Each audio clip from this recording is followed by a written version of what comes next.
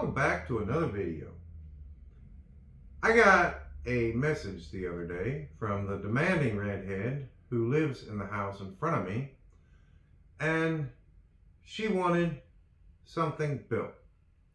Now it's that time of year again where whether you're on TikTok or YouTube or Instagram or Facebook Reels, whatever videos you are watching, these things are everywhere. And I'm not the kind of person that likes to build trending stuff. But when a sexy redhead sends you a video and says they want one of these, well, guess what? You build one. Now, the one she particularly sent me was built out of 2x6s. And I told her, if you want these built out of 2x6s, I'm going to have to go buy a 2x6. She says, no, I don't want to spend any money on it.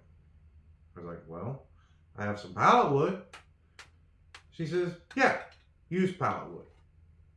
Well, I don't know if you've perused these things at all, but none of them have any directions for 1-inch pallet wood. So that's what I'm going to show you all today.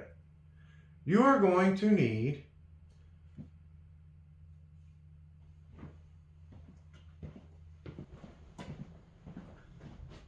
five 1-inch by 5.5-inch pallet boards.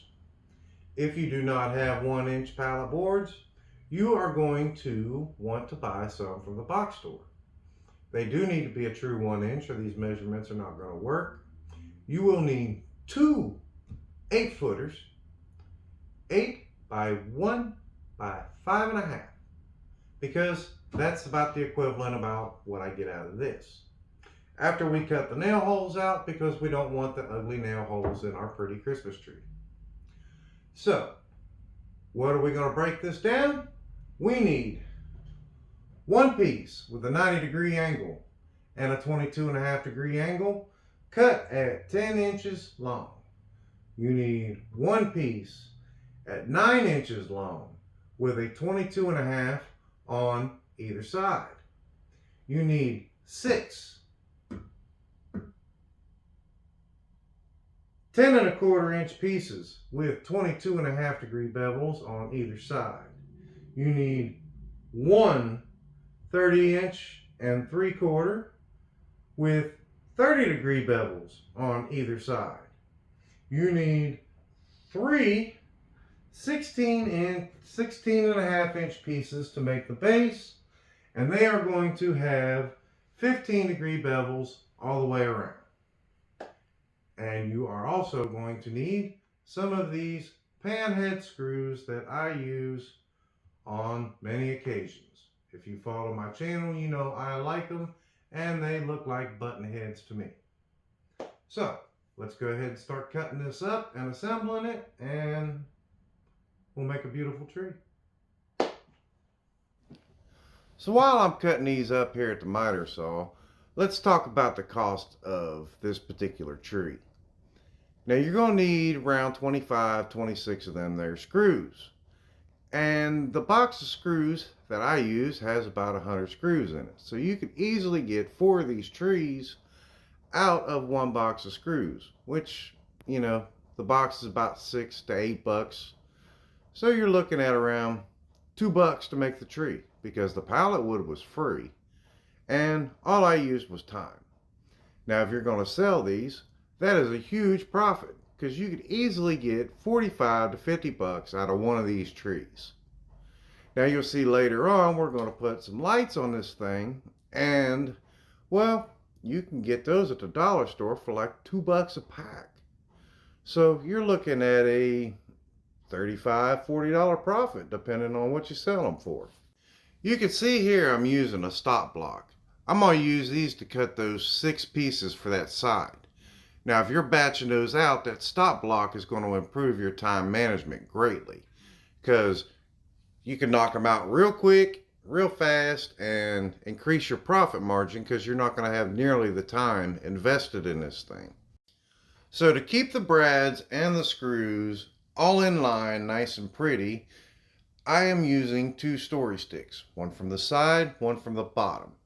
That way everything doesn't look like some kindergartner went and throwed screws and stuff.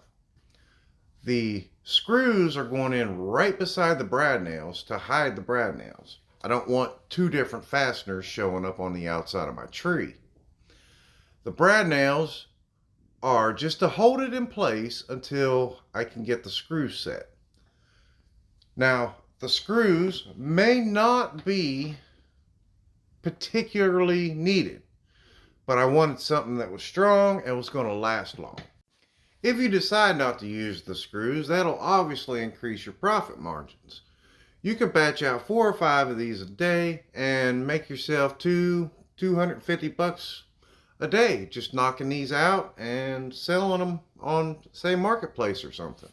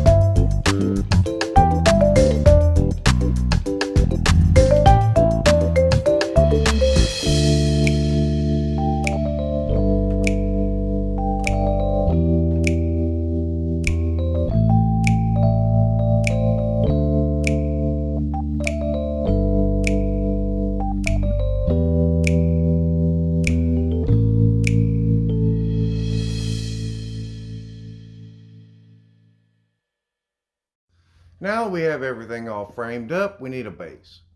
So I cut all 3 of them at the same time to make sure they're all the same size. This is where the 16.5 by 5.5 boards come together. You slap on a bunch of glue on each one, and then what we're going to do is we're going to use some flathead countersink screws to screw them all together. Nobody's going to see these screws because they will be underneath. They'll be hidden. So no worries. I guess you will have to buy some extra screws. These are some ones that I had laying around from when I tore my shop down. You can either buy them or you could just clamp them together and let them dry. But that's going to kind of slow you down a little. If you decide to use screws, make sure you be mindful of where you put them, because we're going to put a 15-degree bevel on all 4 sides of this, and you do not want to hit one of them screws with your expensive blades. Just a FYI. I was able to miss all the screws even though I did not pay attention to where I put them. To get rid of all the gaps on the side, I just moved the fence over until all the gaps were gone and everything looked nice and smooth.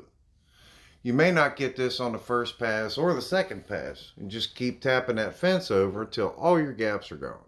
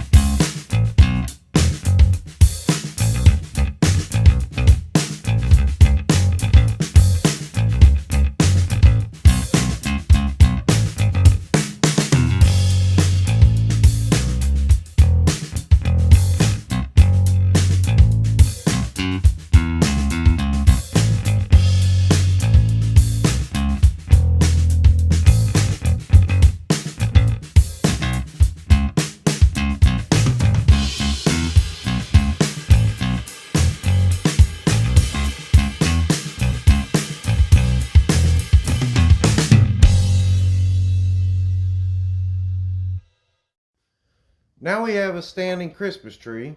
We need to put lights on it, because what's a Christmas tree without lights?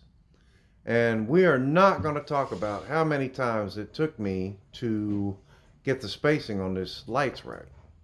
I think I got like 100 count of lights on here, and they look great. So go out there, make yourself a Christmas tree, maybe make some money, and hit that like and subscribe button.